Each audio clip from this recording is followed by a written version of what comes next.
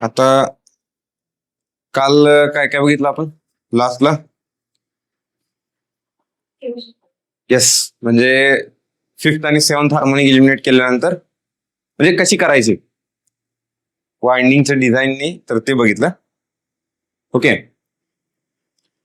मग बघा आता त्यांना त्याचा मेन पर्पज काय आहे त्या फिफ्थ आणि सेव्हन्थ हार्मोनिक इलिमिनेट करायचं. तर त्यांना ऍक्च्युली होतं असं की हार्मोनिक्स जे आहेत, म्हणजे फॉर एक्झाम्पल आहे बघा, आता ही जर फंडामेंटल वेव्हफॉर्म असेल तर याच्यामध्ये ऑड हार्मोनिक्स असतात. आता ऑड हार्मोनिक्स म्हणजे कशा? आता ऑड हार्मोनिक कोणत्या? Third harmonic, fifth harmonic, seventh harmonic. आता ह्याचा अर्थ काय? Third, fifth. तर बघा, एका सायकलमध्ये, एका फंडामेंटलच्या सायकलमध्ये 3 सायकल जर असतील तर त्याला आपण म्हणतो थर्ड हार्मोनिक. जर 5 असतील तर त्याला म्हणतो आपण फिफ्थ हार्मोनिक. मग बघा, आता जर मला एवढ्या ह्याच्यात 3 सायकल्स बसवायचे तर मी कसं काढणार?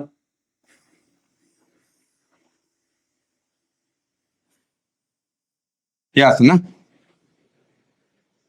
हे थर्ड हार्मोनिक. अशा पद्धतीने पण असू शकते किंवा अशा पद्धतीने पण असू शकते. तर असं मोठं काढतो, म्हणजे काय होतंय त्यानं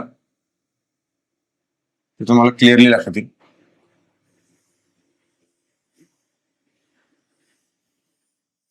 हा, अशी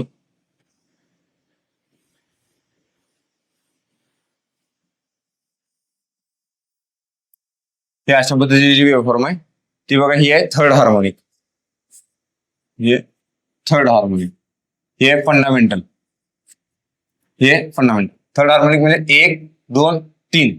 एका फंडामेंटलच्या सायकलमध्ये 3 सायकल्स बसायला लागले. आता फिफ्थ हार्मोनिक कसे असते? फिफ्थ म्हणजे एकामध्ये 5, एका सायकलमध्ये 5 बसणार आहेत. आता बघा ते कसं बसवायचं. आता याच्यात 3 बसलेत तर याच्यात 5 बसवायचे, म्हणजे या एवढ्या ह्याच्यात 2.5 बसल्या पाहिजेत. आता 2.5 कशा बसणार?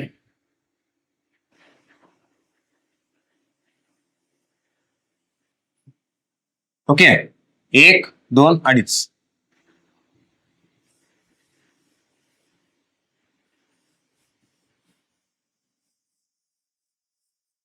बघा बसल्या का? ही 1, 2, 3, ही 4, 5. 5 सायकल बसल्या. आता असंच पुढे पुढे जायचं, असंच पुढे पुढं, लई पुढे जायला नको, इथंच थांबू. हे ना होतंय काय बघा, आता या सगळ्यांनी जर वेव्हफॉर्म जर ऍड केली, मी ह्या बाकीच्या वेव्हफॉर्म या फंडामेंटल मध्ये ऍड केल्या, तर बघा काय होतं वेव्हफॉर्मचं नेचर.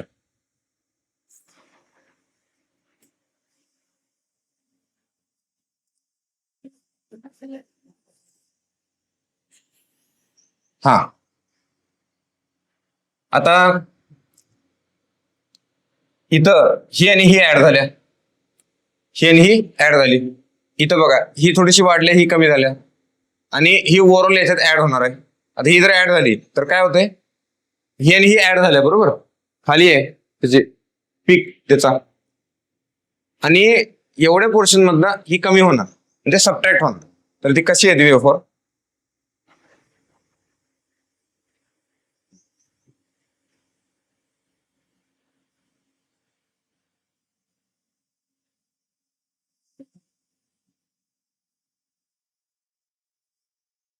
ही अशा पद्धतीची वेव्हफॉर्म येते.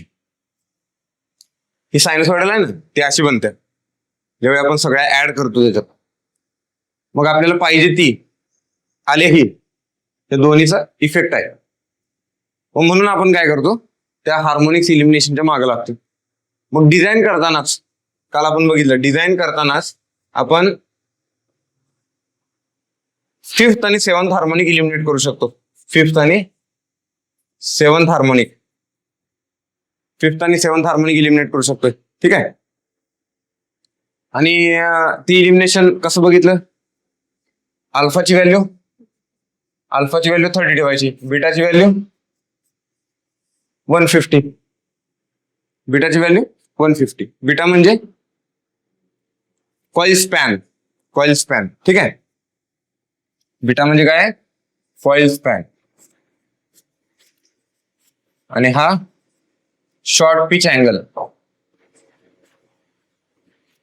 Short pitch angle. Short pitch angle. आता बघा, हे ना काय केलं आपण या काल बघितलेल्या प्रोसेस ना, डॉमिनंट हार्मोनिक या इलिमिनेट केल्या. त्यामुळं म्हणजे इलिमिनेट केल्या म्हणजे बघा, थर्ड हार्मोनिक इलिमिनेट झाली यातनं. वेव्हफॉर्म पहिला अशी होती, त्यातनं जर मी थर्ड काढली, फिफ्थ काढली, सेवन्थ काढली, तर वेव्हफॉर्म मग अशी बनते. ठीक आहे, ही जी व्हाईट कलरची वेव्हफॉर्म आहे ती. ठीक आहे. मग हार्मोनिक रिड्यूस झाल्या तर आयर्न लॉसेस रिड्यूस होतात, इफिशियन्सी वाढते. त्यानंतर ईएमएफ मोर सायनसॉइडल. सायनसॉइडल म्हणजे इन्सुलेशन. सायनसॉइडल जर ईएमएफ असेल तर इन्सुलेशनवर अननेसेसरी स्ट्रेस पडत नाही. ठीक आहे. हे बघा की अशी पीक आली एकदम, तर इन्सुलेशनवर स्ट्रेस पडतो, त्याच्यामुळे इन्सुलेशन डॅमेज व्हायचे चान्सेस जास्त असतात हार्मोनिक्समुळे. ठीक आहे. आता पुढचा पॉइंट आपण बघायचा आहे, डिस्ट्रीब्युशन फॅक्टर.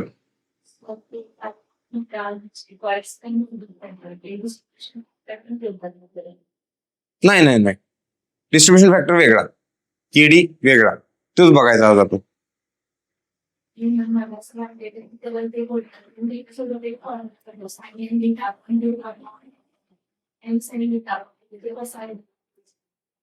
तो आज बघायचा. काल जो बघितला आपण तो पिच फॅक्टरचा बघितला, आज डिस्ट्रीब्युशन फॅक्टरचा बघायचा. ठीक आहे.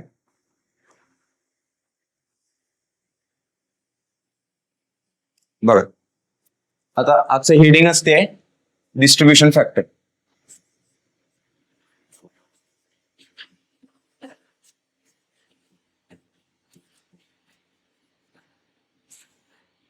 डिस्ट्रीब्युशन फॅक्टर त्यालाच काय म्हणतो, बेल्ट फॅक्टर, ब्रेड फॅक्टर आणि spread factor. Belt factor,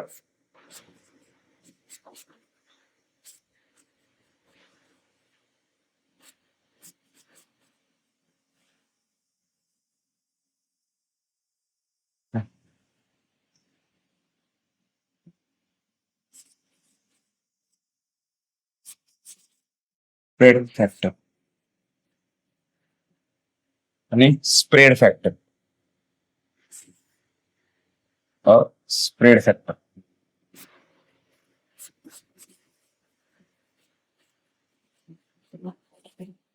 spread factor.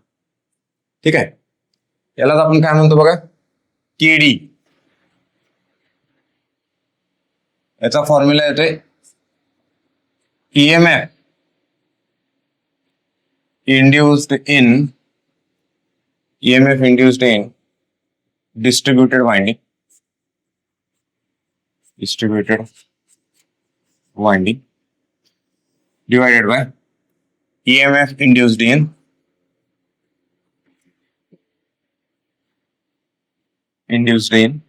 concentrated winding.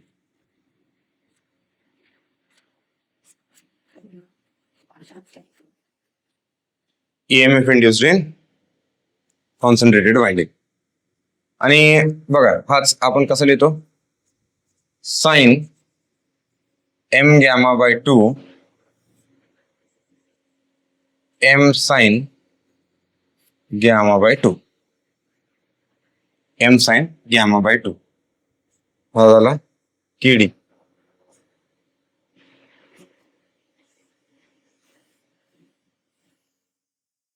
हा काय झालं, केडी. आता बघा पुढं,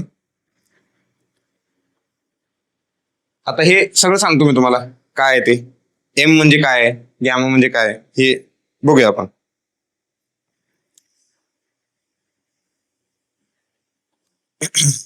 त्यानंतर बघा याच्यातच फॉर युनिफॉर्म वाइंडिंग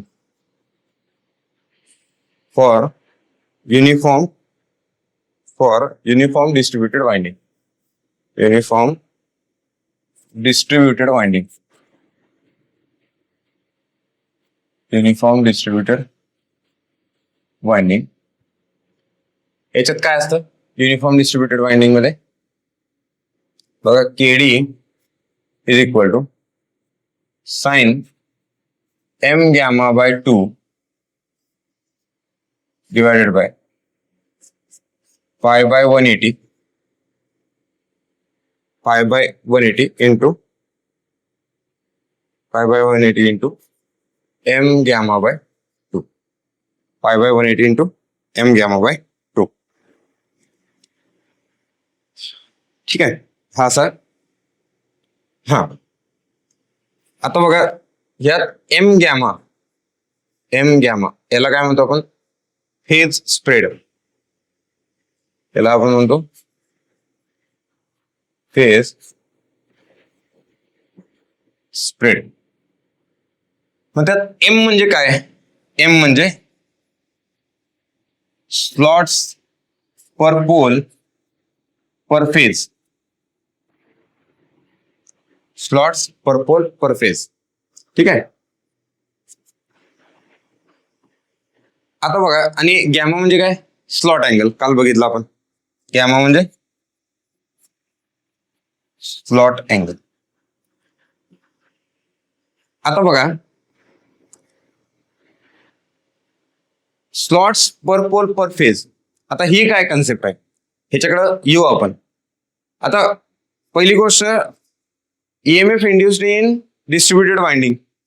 ठीक आहे. डिस्ट्रीब्युटेड वाइंडिंग मध्ये कमी होतो EMF, आणि कॉन्सन्ट्रेटेड वाइंडिंग मध्ये जास्त असतो. त्याचा म्हणजे हा फॉर्म्युला आहे. हे फॉर्म्युला तुम्ही लक्षात ठेवायचा. त्याच्यात त्या गोष्टी सगळ्यात महत्वाच्या, आणि ते सांगतो मी. हा पण एक फॉर्म्युला महत्वाचा आहे. याच्यावर एक क्वेश्चन विचारला होता, असंच म्हणजे टेस्ट मध्ये विचारला होता. आता बघा, M slots per pole per phase. Slots per pole per phase. आता हे काय भानगड? आता कसं असते,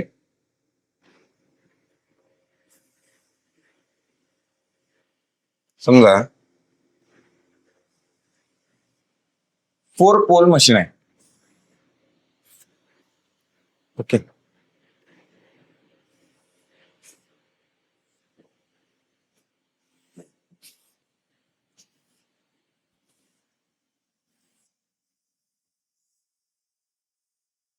असे 4 पोल मशीन आहे.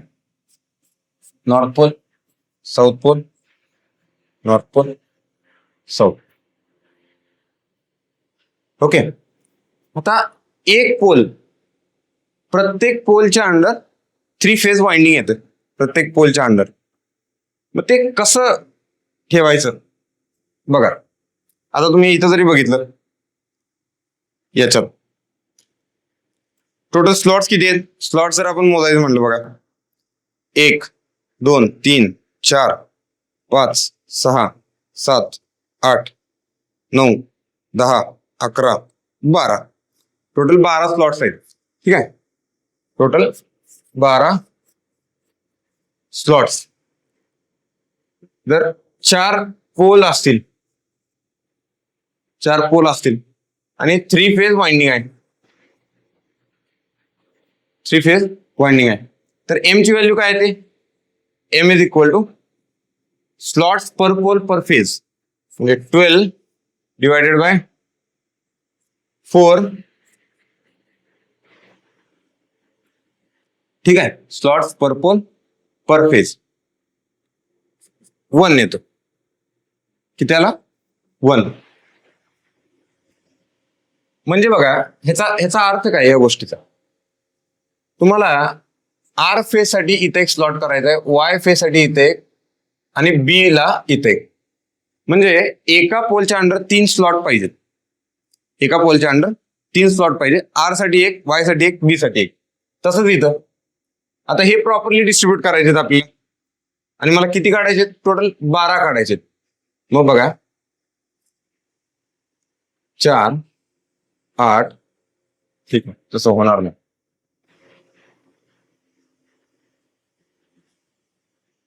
आपण इथं काढू.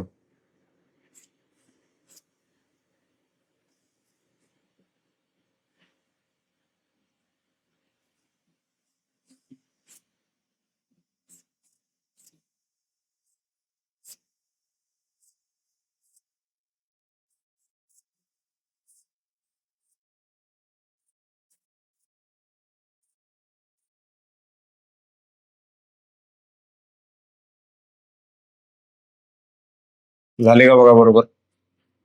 12 हे आता प्रॉपरली युनिफॉर्मली डिस्ट्रीब्युटेड स्लॉट्स आहेत. आणि याच्यात हे 3 फेज साठीचे 3 कंडक्टर 3 कॉईल असणार आहेत त्या. ओके, आणि अशा पद्धतीचं वाइंडिंग असते हे पूर्ण. आता बघा, जे एम गॅमा आहे, एम गॅमा याला आपण म्हणतो फेज स्प्रेड. ठीक आहे, फेज स्प्रेड. तर फेज स्प्रेड काय असतो, तर एका फेज साठी एका पोलच्या अंडर किती एरिया वापरला गेलाय. एम म्हणजे काय, स्लॉट पर पोल पर फेज. ठीक आहे, आणि गॅमा म्हणजे स्लॉट अँगल. जर मल्टिप्लाय केलं, आता इथं समजून घ्या, ह्याच्यातच बघू आपण काय येतंय उत्तर. टोटल किती स्लॉट आहेत, टोटल किती स्लॉट आहेत, 12. टोटल 12 स्लॉट आहेत. ठीक आहे, मग मला सांगा स्लॉट अँगल किती येईल त्यातनं. स्लॉट अँगल काल बघितलं आपण, गॅमाची value 180 by slots per pole. Slots per pole किती येत आहे,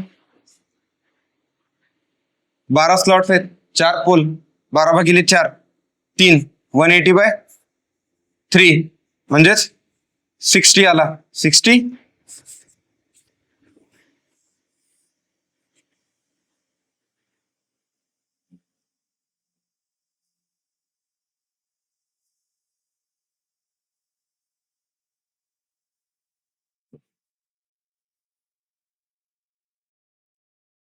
60 12 आणि पोल किती आहेत, पोल आहेत 4 3, 60 आला. ठीक आहे, 60 म्हणजे फारच जास्त आलाय गॅमा. चुकले काय तर आपलं 60. बरं ठीक आहे, ऐका, 60 म्हणजे तो इलेक्ट्रिकल डिग्री झाला. मेकॅनिकल डिग्रीज बघू आपण किती येते. बघा, theta mechanical 360 by 12 30 degree. Theta mechanical आला 30 डिग्री. म्हणजे एका स्लॉट साठी किती डिग्री अँगल आला, 30 डिग्री. तो मेकॅनिकल आहे तिथं. इलेक्ट्रिकल आला 60 डिग्री. मग एम गॅमा, एम काय, slots per pole per phase किती आले, एमची व्हॅल्यू 1. मग बघा एम गॅमा काय येते, M gamma is equal to 60 degree. M gamma म्हणजे 60 डिग्री. आणि ही 60 डिग्री मोस्ट एक्सेप्टेड व्हॅल्यू आहे ही phase स्प्रेडची.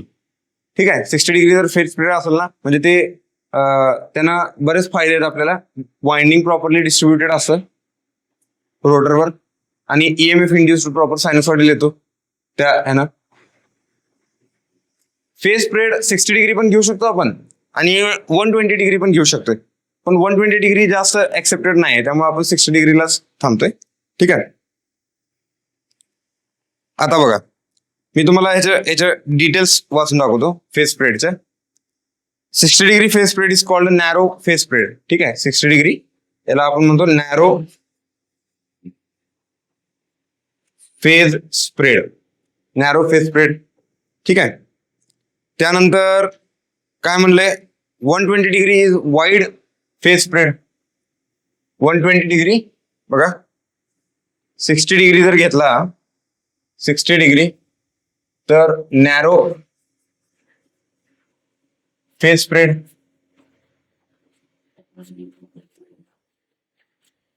One 120 wide phase spread, 120 डिग्रीला वाईड फेज स्प्रेड म्हणतो. ठीक आहे. परत काय म्हणले बघा, 60 degree phase spread is more common, 120 degree phase spread also rarely use to eliminate triplen harmonics. असं म्हणले 120 डिग्री ना काय होणार आहे, ट्रिपलन हार्मोनिक्स इलिमिनेट होणार आहेत. ट्रिपलन हार्मोनिक्स इलिमिनेशन, ट्रिपलन हार्मोनिक्स इलिमिनेट होणार 120 डिग्री ना. परत काय,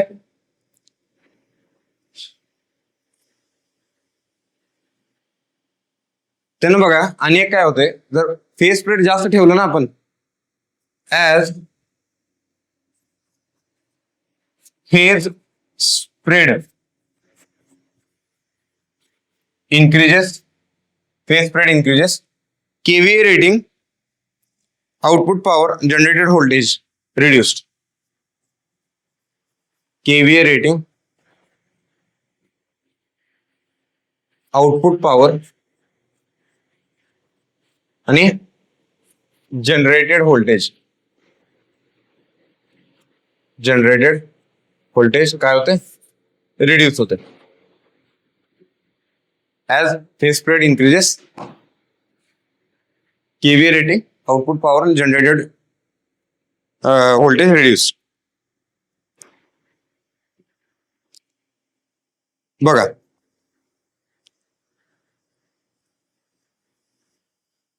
आता पुन्हा त्यांनी काय म्हणले, 120 डिग्री फेज स्प्रेड, याचे बघा पॉइंट महत्वाचे आहेत.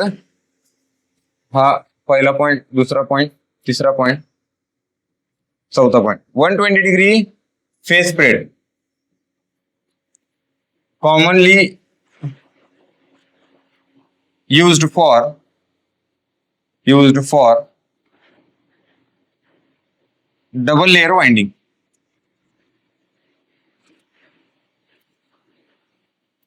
आता हे डबल लेअर वाइंडिंग काय असतं बघा. डबल लेअर वाइंडिंग कसं असतं ते एक सांगतो तुम्हाला. इथंच आहे, हा हे बघा काय असतं, हे जे स्लॉट आहेत ना, या स्लॉट मध्ये समजा इथे एक कंडक्टर टाकला, इथे एक जर कंडक्टर असेल असा, तर याच्या वर एक कंडक्टर असतो, अजून एक याच्या वर एक कंडक्टर असतो. आणि इथं काय असत, इथं स्लॉट वेजेस असत. स्लॉट वेजेस म्हणजे काय असतात, आता तुम्ही ह्याच्यात जर बघितलं, आपल्याकडे आहे इथं, ते बघा, हे जर तुम्ही काळजीपूर्वक बघितलं, हे वाइंडिंग स्लॉट मधून बाहेर येऊ नये म्हणून ह्याच्यात एक अशा स्ट्रिप्स घातलेल्या आहेत. त्या हे दिसते का, ह्याच्यात जर बघायचं असेल तर ह्यात दिसतंय बघा, हे बघा, ह्यात बघा आणि पाठीमागे त्यात एक येलोइश कलरचे एक स्ट्रीप दिसते, हा ते म्हणजे स्लॉट वेजेस. त्यांना पण दाखवत, ते काय म्हणजे ह्याच्यात जे दिसतं इथं येलोइश कलरचं, ते काय स्लॉट वेजेस आहेत. ठीक आहे. आता हे व्हिडिओ दिसत असेल तर बघा, व्हिडिओ नंतर तुम्ही युट्यूबवर जरी सर्च केलं एखादं फोटो, त्याचा पिक्चर, तरी त्यात लक्षात येऊन जातं ते. ओके. आणि अशा पद्धतीचं वाइंडिंग असं डबल लेअर वाइंडिंग म्हणायचं त्याला असं.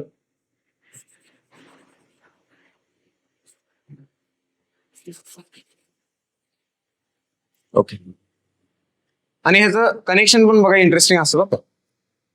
ही काय, एक कॉईल साइड आहे बरोबर. आता ही समजा ए कॉईल असेल, ही ए कॉईल असेल आणि ही बी कॉईल असेल, तर या कॉईलची कॉईल साइड पुढच्या स्लॉट मध्ये जाताना ती खाली जाते. म्हणजे ही म्हणतो मी ए डॅश आहे आणि ही बघा ही बी डॅश आहे. असं अल्टरनेट होते. म्हणजे एक जर ए जर बाहेर असेल एका स्लॉटमध्ये तर पुढच्या स्लॉटमध्ये जाताना ए आत जाते आणि बी जर आत असेल तर बी बाहेर येते. असं वाइंडिंग केलं जातं ते त्या पद्धतीनं. ठीक आहे.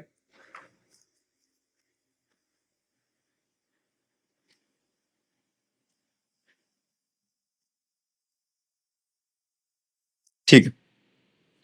त्यानंतर बघा काय सांगितलं मी इथं पॉईंट काय लिहून द्या. 120 degree phase spread is commonly use for double layer winding. त्यानंतर 60 डिग्री फेस स्प्रेड हे सिंगल लेअर वाइंडिंग साठी पण यूज होत आहे. सिंगल लेअर वाइंडिंग साठी पण यूज होत आणि डबल लेअर वाइंडिंग साठी पण यूज होत.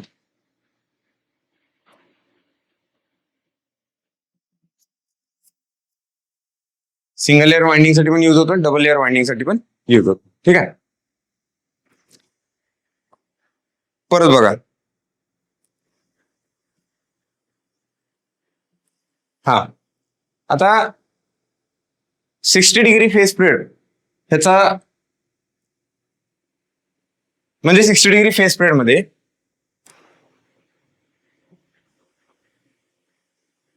हा 60 डिग्री फेस स्प्रेड मध्ये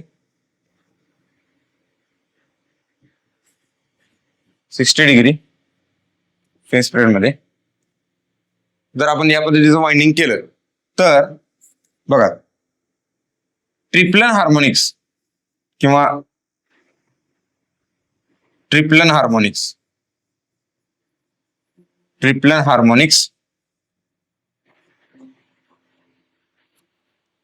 हे लाईन व्होल्टेज मध्ये इलिमिनेट होतात, लाईन व्होल्टेज मध्ये जातात पण फेज व्होल्टेज मध्ये असतात. लाईन व्होल्टेज मध्ये इलिमिनेट होतात आणि फेज व्होल्टेज मध्ये असतात. आता ह्या रिलेटेड ना एमसीक्यू फार विचारले जातात. लक्षात घ्या हे सगळे पॉइंट एमसीक्यू साठी इम्पॉर्टंट आहेत.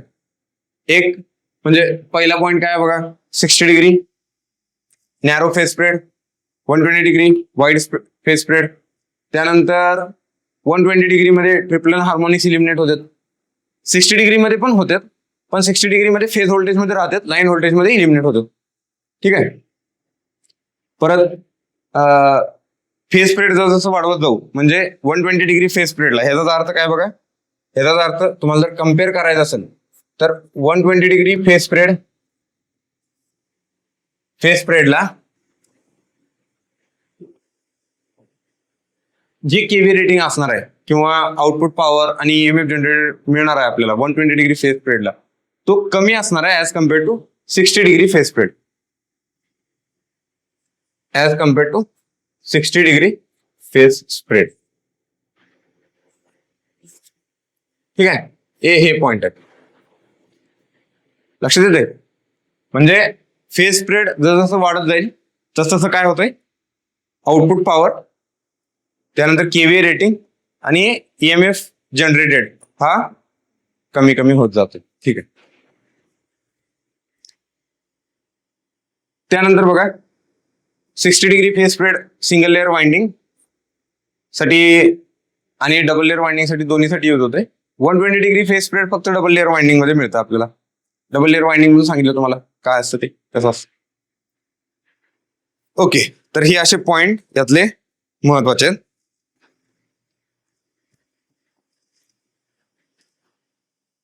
कळालं, लक्षात आलं हे. आणि आपण आता काय बघितलं आताच्या लेक्चर मध्ये केडी डिस्ट्रीब्युशन फॅक्टर. ठीक आहे. KD distribution factor. ओके.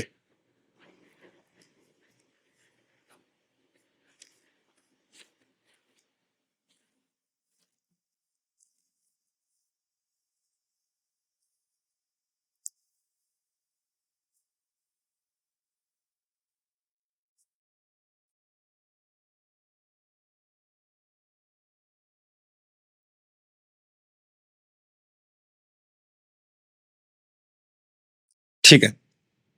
इथपर्यंत कळालं, काय शंका आहेत इथपर्यंत?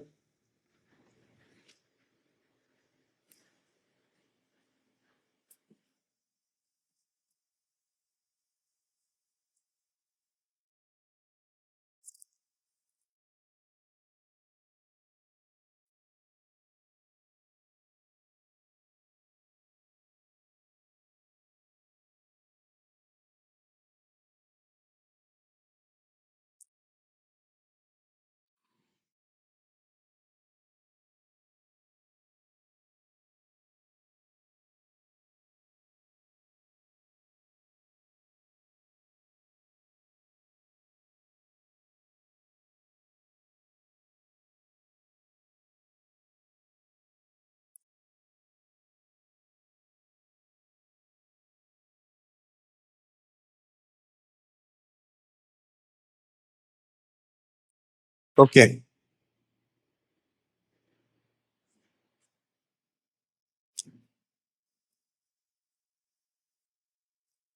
आता बघा, आता पुढे बघायचं आपल्याला प्रोडक्शन ऑफ टॉर्क.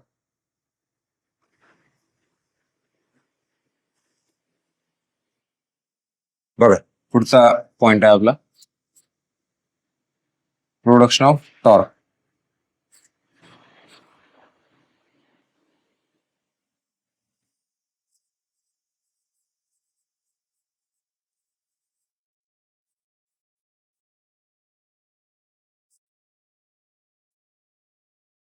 ओके.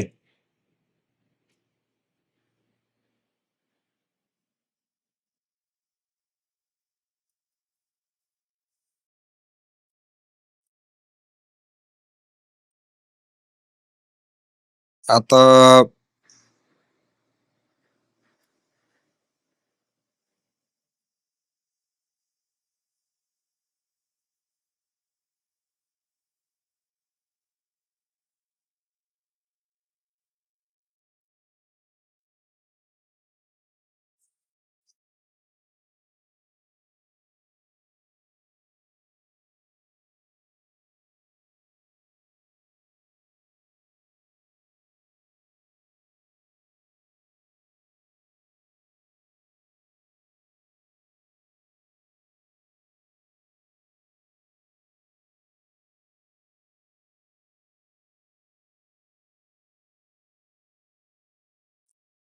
ठीक आहे. आता बघा, प्रोडक्शन ऑफ टॉर्क तुम्हाला आता याबद्दल सांगतो. त्यासाठी तुम्हाला काय समजून घ्यायचंय बघा.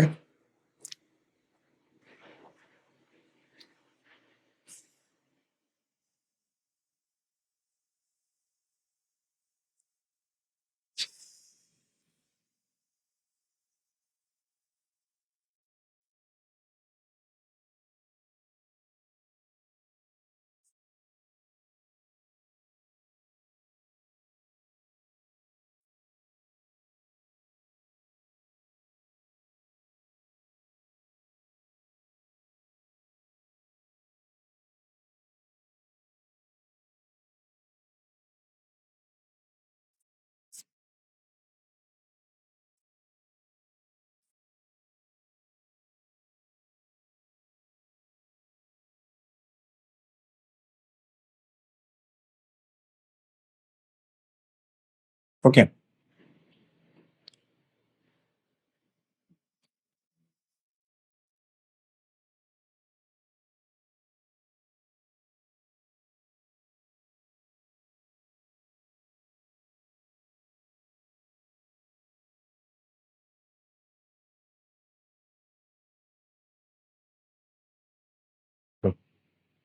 हा असा स्टेटर आणि रोटर दाखवलं. ठीक आहे, सॅलियंट पोल स्टेटर, सॅलियंट पोल रोटर आणि स्टेटर. आता बघा, हे इथं स्टेटर कॉइल्स आहेत.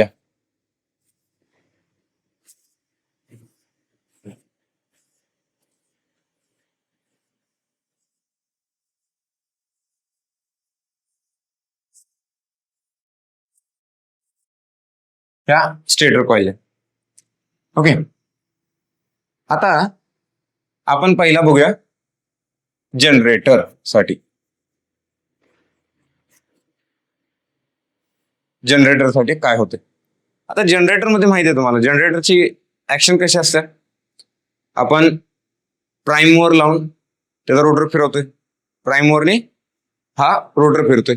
मग बघा, त्याला मी प्राइम मूवर दाखवतो इथं.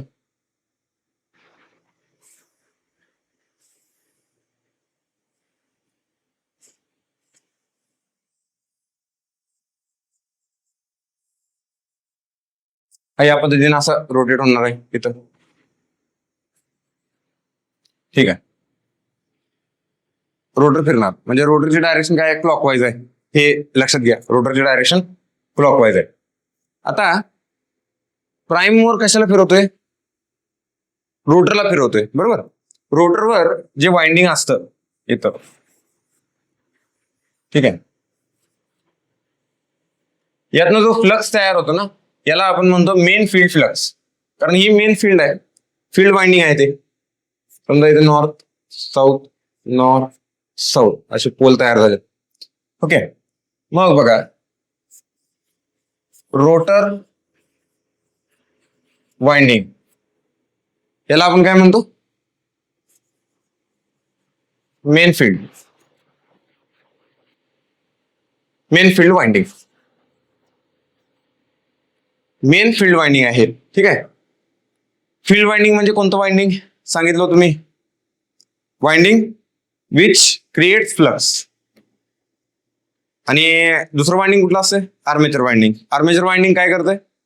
Armature winding is a winding where EMF is induced. ठीक आहे, ईएमएफ इज इंड्युस्ड.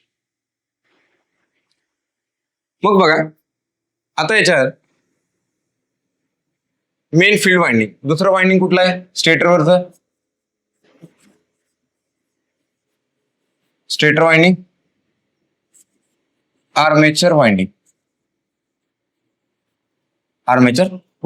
ठीक आहे, आता तुम्ही या मोटरमध्ये इमॅजिन करायचं. आता ही मेन फील्ड वाइंडिंग आहे, म्हणजे बघा मॅग्नेटिक फील्ड तयार करायचं काम मेन फील्ड वाइंडिंगचं आहे, या वाइंडिंगचं आहे. ठीक आहे, आता तुम्ही याला असं इमॅजिन करायचं. हा वेक्टर दाखवला मी, आणि हा फिरणार आहे स्पीडनी, त्या स्पीडनी स्टेटरचं वाइंडिंग फिरणार. बरोबर, स्टेटरचं काय म्हणू आपण, फ्लक्स रोटेट होणार आहे, रोटेटिंग फ्लक्स क्रिएट होणार तिथं. ठीक आहे, आणि हा ज्या स्पीडला फिरायला लागलाय म्हणजे स्टेटर फ्लक्स किंवा आपण म्हणू rotating RMF magnetic field. Rotating magnetic field ज्या डायरेक्शनला आहे, रोटेटिंग मॅग्नेटिक फील्ड कुठं होणार? स्टेटरवर क्रिएट होणार. मी तुम्हाला सांगितलं काल कसं इमॅजिन करायचं की हा बल्ब आहे आणि हा बल्ब ऑन होतोय, परत ऑफ होतोय, परत पुढचा ऑन होतोय, ते दिसतं तुम्हाला. मग हे बल्ब जर असे ऑन होत असतील, ते गणपतीच्या पाठीमागे जे म्हणजे लाईटचं जे मेकॅनिझम असतं तसं त्या पद्धतीने इमॅजिन करायचं. आपल्याला कळतं की म्हणजे फ्लक्स कसा, रोटेटिंग मॅग्नेटिक फील्ड कशी सेट होते. ठीक आहे, आता बघा हा रोटेट होणार आहे, हा रोटेट झाला की तो याच्या बरोबर, या फील्ड बरोबर इंटरलॉक होणार. ठीक आहे, कुठल्या? स्टेटरच्या रोटेटिंग मॅग्नेटिक फील्ड बरोबर, आणि ते मग दोघं एकत्र फिरणार आहेत. आता ह्याच्यात टॉर्क कसा प्रोड्यूस होतोय? टॉर्क म्हणजे समजा इथं मी प्राइम वर टॉर्क म्हणजे हा रोटरला फिरवायला आहे, हा टॉर्क प्रोड्यूस कसा होतोय? तर या दोन फील्ड मधले इंटरॅक्शन, कुठलं?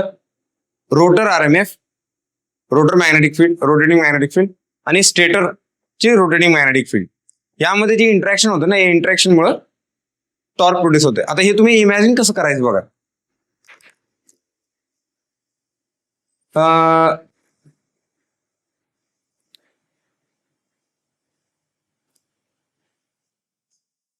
तुम्ही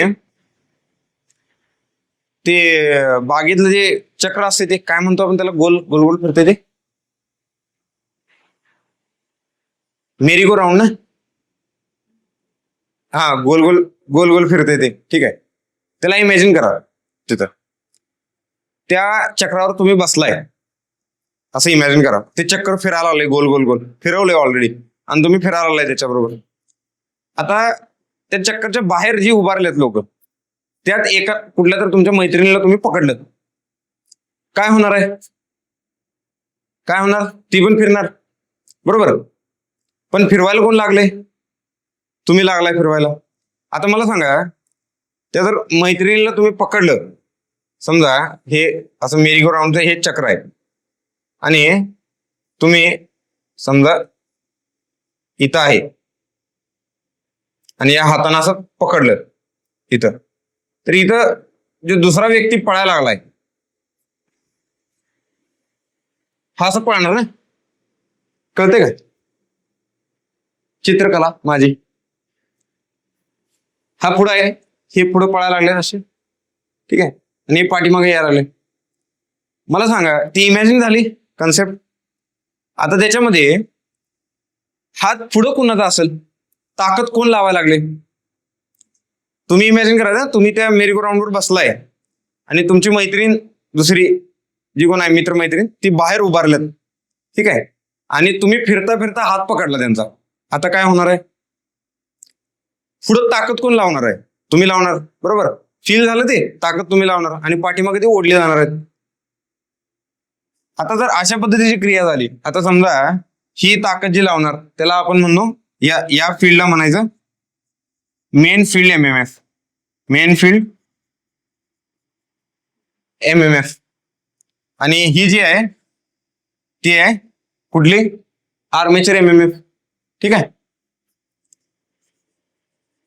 आर्मेचर एमएमएफ म्हणजे आर्मेचरची फील्ड आहे, ती स्टेटरवरची फील्ड आहे आणि ही रोटरवरची फील्ड आहे. तर काय होणार आहे? तुम्ही पुढे ओढायला आणि ती पाठीमागून ओढली चाललाय, जे तुमच्या हाताला फील होणार ना ती, दॅट इज टॉर्क. फील झालं? इमॅजिन झालं का ते? टॉर्क म्हणजे कळालं काय असतो टॉर्क नक्की?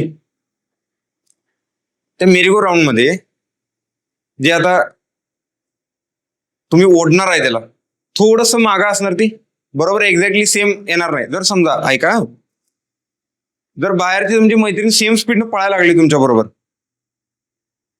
आणि ती पण पळायला लागले आणि तुम्ही पण ओढायला लागलाय, मग ती कुठेतरी एका सेम डायरेक्शनला येईल. पण सेम जर ती सेम स्पीडनं पळायला लागली आणि तुम्ही पण सेम पळायला लागलाय, तिथं रोटेट व्हायला लागलाय, तर तुमच्या हातावर फोर्स जाणवणार का? गुड, एक नंबर. म्हणजे इमॅजिन व्हायला लागले, हातावर फोर्स जाणवणार नाही, दॅट इज झिरो टॉर्क. म्हणजे ज्यावेळी दोन फील्ड एक्झॅक्टली सेम डायरेक्शनला फिरायला लागतात, एक्झॅक्टली सेम, त्यावेळी तिथं टॉर्क प्रोड्यूस होत नाही. ठीक आहे, म्हणजे त्याच्यात थोडासा गॅप पाहिजे, जे तुमचा हात थोडासा मागे जाणार आहे ना, थोडासा हा थोडासा हात ट्विस्ट होणार आहे, तसं पाहिजे. हात जर सेम आला म्हणजे ते पण पळायला लागले सेम स्पीड ना, तुम्ही पण रिव्हॉल्व व्हायला सेम स्पीड ना, आणि हात असा सेम लेवलला धरलाय, तुम्हाला काय जाणणारच नाही हाताला फोर्स. हात थोडासा मागे गेला असा तर तुमच्या हाताला इथे जाणणार आहे की तुम्ही ओढायला लागलाय आता. हा, दॅट इज टॉर्क. मोटरवर पण तेच होते, मशीनमध्ये पण तेच होते. आता ह्याच्यात बघा इंटरेस्टिंग गोष्ट काय आहे, मेन फील्ड जी आहे, मेन फील्ड वाइंडिंग आहे रोटरवर, रोटरला जोडलाय प्राइम मूव्हर. आता इमॅजिन काय करायचं, तो प्राइम मूव्हर म्हणजे ते जे मेरी गो राऊंडचं चक्र आहे ते जे फिरवायला जो यूज होणार आहे ना, तो म्हणजे प्राइम मूव्हर, ठीक आहे. आणि हे अशा पद्धतीने टॉर्क तयार होतोय जनरेटरमध्ये. आता मोटरमध्ये बघू, मोटरमध्ये आता तुम्ही सांगायचं मला,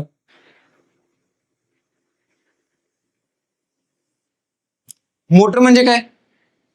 काय आपण सप्लाय दिला आणि रोटर फिरायला लागलाय, आपण सप्लाय दिला रोटर फिरायला लागला. आता यामध्ये मोटरमध्ये बघा,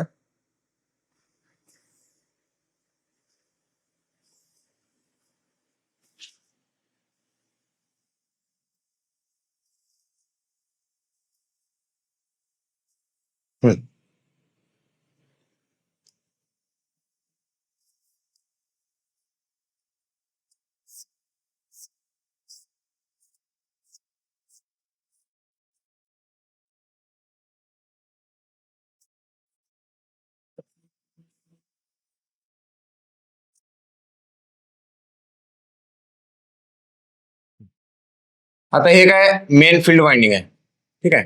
म्हणजे हा रोटर आहे, हा काय रोटर, याच्यावर वाइंडिंग आहे, ओके, याच्यावर वाइंडिंग आहे.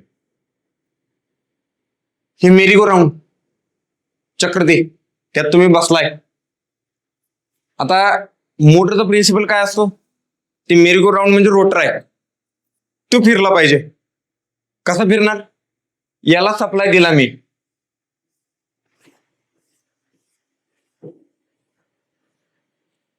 याला सप्लाय दिला स्टेटरला सप्लाय दिला की आरएमएफ तयार झाली. आरएमएफ रोटेटिंग मॅग्नेटिक फील्ड फिरायला लागले. आता आता ती म्हणजे कोण? तुमची मैत्रीण दुसरी जी बाहेर उभारली ती. आता ती फिरायला लागल्या आणि ती काय तुम्हाला फिरवणार आहे, तुमच्या ते मेरी गो राऊंडला फिरवणार आहे. आता कसं होते? पुढं कोण जाणार? Correct, good. माग कोण राहणार? एक नंबर. आता समजा म्हणजे हे मेरी गो राऊंडचं चक्र आहे. इथं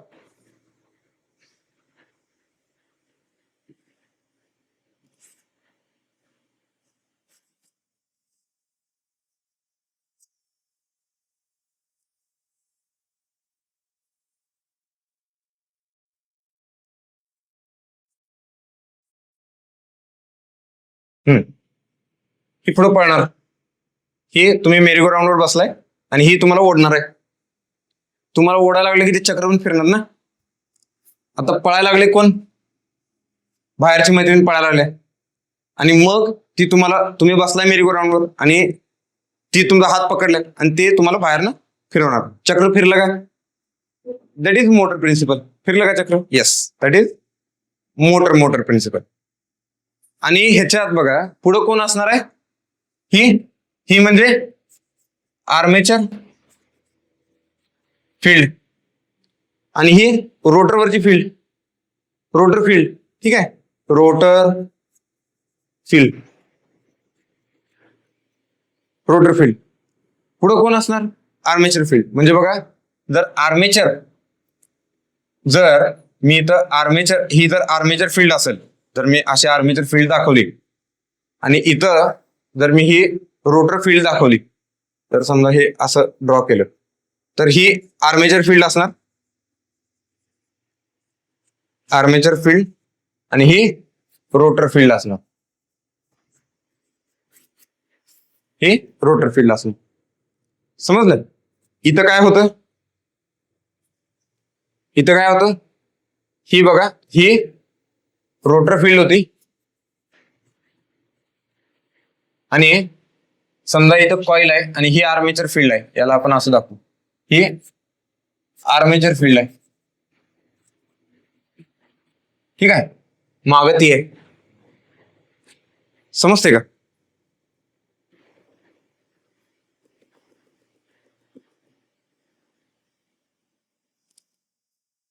क्लिअर झालं हे? आता ह्या दोघांमधला अँगल म्हणजे डेल्टा. या दोघांमधला अँगल म्हणजे डेल्टा. जर ह्या दोघांमध्ये अँगल नसेल तर टॉर्क प्रोड्यूस होत नाही. लक्षात घ्या, तर टॉर्क प्रोड्यूस होत नाही. आता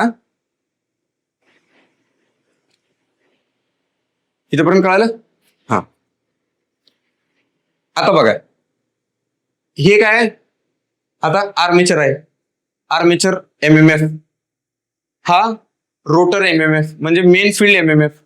armature MMF, main field MMF. ह्या दोघांच्या मध्ये एक असतो, तो असतो एअर गॅप एमएमएफ. हा असतो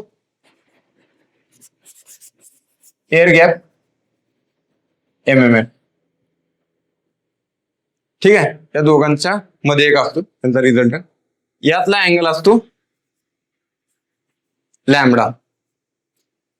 यातला अँगल असतो लॅम्बडा. आता मी हे एवढं जे सांगितलं बघा,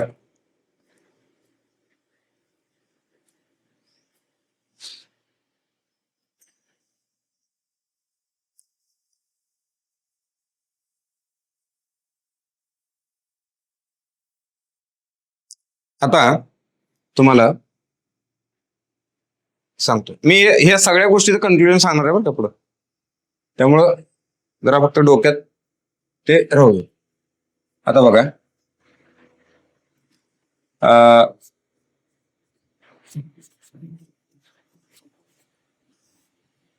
टॉर्क इक्वेशन. ठीक आहे, तर टॉर्क इक्वेशन जर बघितलं, टाऊ EM मायनस P/2, ठीक आहे, μ0 πRL/G pi R L by G F1 F2 sine lambda. Pi R L by G pi R L by G F1 F2 by sine lambda. हा आता बघा where R rotor radius, rotor length, G air gap length,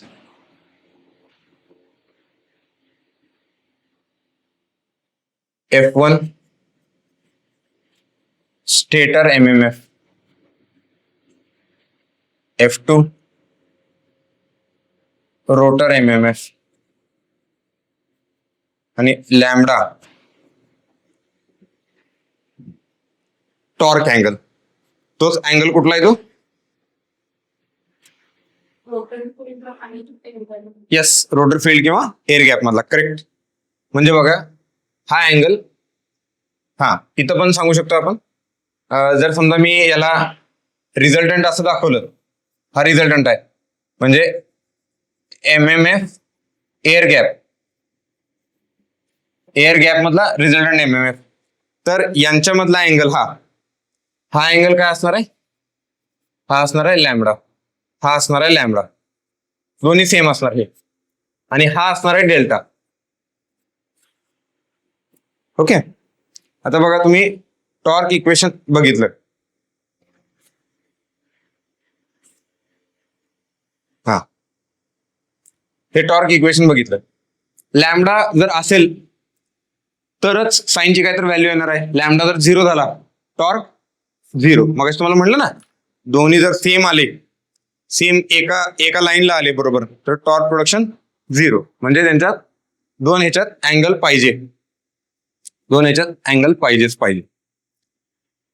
आता बघा हे एवढं शिकलो आपण, हे जे आता कन्सेप्ट बघितली, त्याचा एक्झामला काय रोल आहे, एक्झामला काय विचारतात त्याची उत्तर आता तुम्ही द्याल.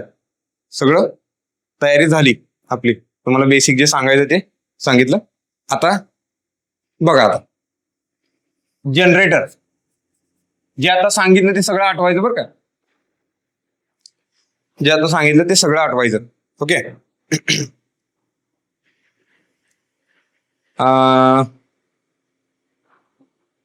ठीक आहे.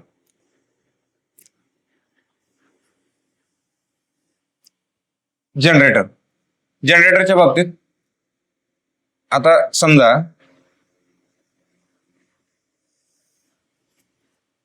मी हा वेक्टर दाखवला, कोणता? एफ आर रोटरचा. हा एफ म्हणजे एमएमएफ, एफ आर रोटरचा. आता ते पाठीमागचे इमॅजिन करायचं सगळं. ठीक आहे, लक्षात आलं? F R rotor MMF. आता मला सांगा, स्टेटर एमएमएफ किंवा आर्मेचर एमएमएफ मागे येणार का पुढे येणार? जनरेटर मध्ये मागे येणार. करेक्ट. कारण पुढं कोण चाललंय? पहिली केस जनरेटरची सांगितली, तुम्ही फिरायला आलाय, तुमच्या मैत्रिणीला पाठीमागे ओढायला माग आहे ना ती. ठीक आहे. म्हणजे बघा टॉर्क रोटरला अप्लाय व्हायला लागलाय, म्हणजे प्राइम वर फिरवायला लागलाय रोटरला. म्हणजे तुम्ही जे मेरी राऊंडवर बसला होता पहिला, त्या चक्राला बाहेरनं फिरवलंय पहिला. ठीक आहे. आणि बाहेरनं फिरवलं, तुम्ही तुमच्या मैत्रिणीला फिरवायला आलाय गोल. म्हणजे पहिला तुम्ही फिरायला आलाय. ठीक आहे, बरोबर. म्हणजे काय येणार इथं माग? हा F A armature MMF, armature MMF. आणि हा मेन फील्ड. ठीक आहे. त्या दोघांचा रिझल्टंट हा असणार आहे इथं.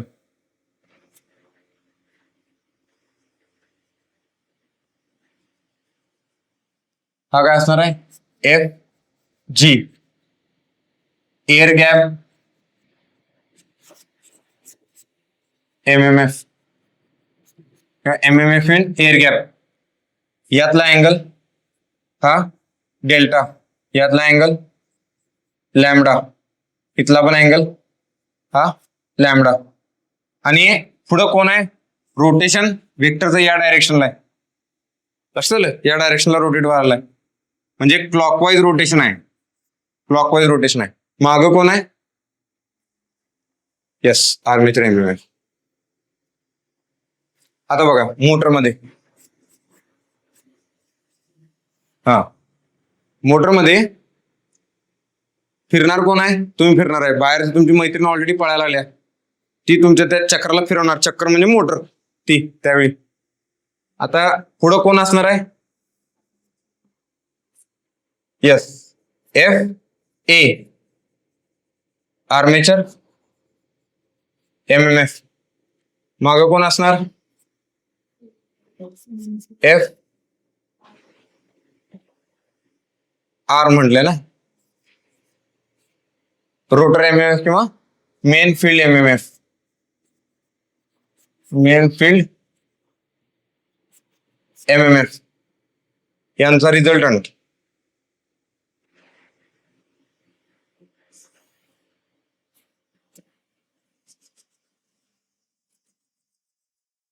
हा कोण असणार आहे, F G. या दोघांचा अँगल डेल्टा, हा अँगल लॅम्बडा, हा अँगल लॅम्बडा. ठीक आहे. पुढं कोण आहे, असं फिरणार आहे ना, रोटेशन, रोटेशन असं असणार आहे, रोटेशन, समजलं. आता बघा इथपर्यंत कळालं, प्रॅक्टिकली कळालं काय होतंय ते, एक्झामला वर्डिंग कसे असतात. ठीक आहे. Which of the following MMF lags behind rotor MMF.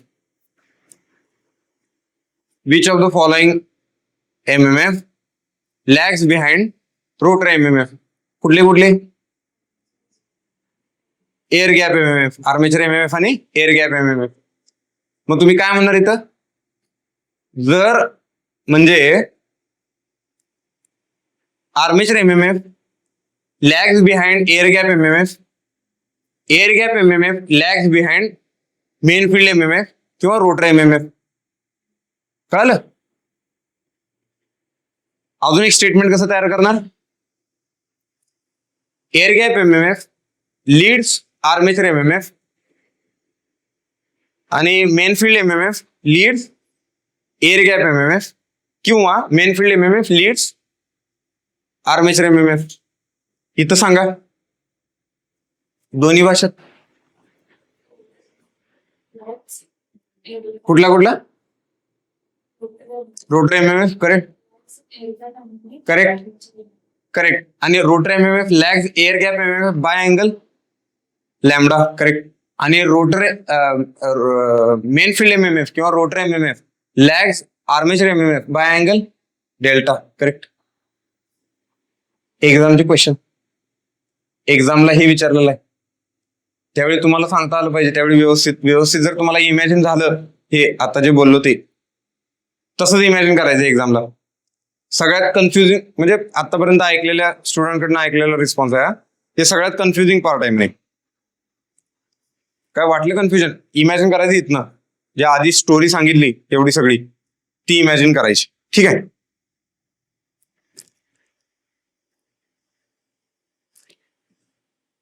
Okay, लक्षात आलं तेवढं. आता बघा रिअल मध्ये हे जे होतं ना, ह्याच्यात समजा काय सांगतो बघा, समजा हा रोटरचा नॉर्थ पोल आहे आणि हा स्टेटरचा साऊथ पोल आहे. हे दोघे इंटरलॉक झालेत ना, लॉक झालेत ते एकदम एक्झॅक्टली सेंटर मधनं लाईन जाते. म्हणजे ह्याच्यात अँगल काय आहे, हा आता दुसरी केस थांबा, एक मिनिट जरा लहान काढू, इथंच दाखवतो म्हणजे तुम्हाला त्या गोष्टी समजतील.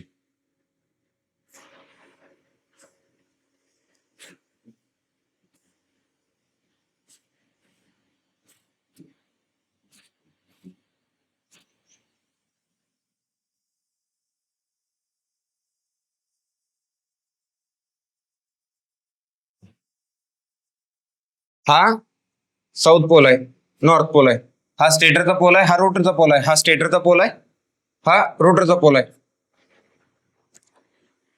जर ह्या दोघांमध्ये काही अँगल नसेल, जे स्ट्रॉंगली इंटरलॉक झालेत पण त्यांच्यात अँगल नाही, टॉर्क प्रोडक्शन 0.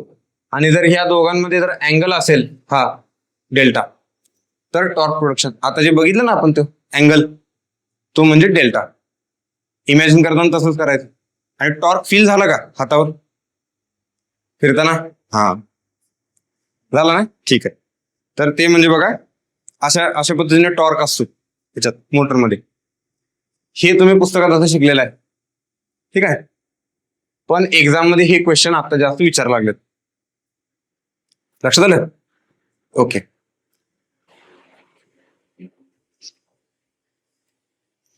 ठीक आहे.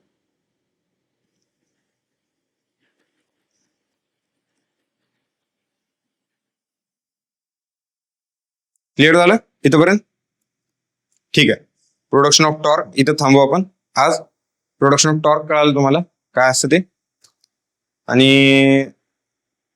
एकदा व्यवस्थित वाचा. जे सुरुवात झाली ज्या ह्याच्यापासून आणि जिथं येऊन थांबलो आपण, हे महत्वाचं आहे. हे बघा, हे थोडस वेगळा पार्ट आहे. मी तुम्हाला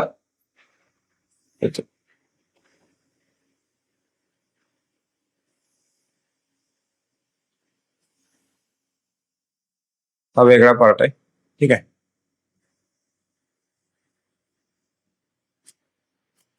हे असेल, हे सगळं थोडं माहित पाहिजे. ओके, थांबूया आपण.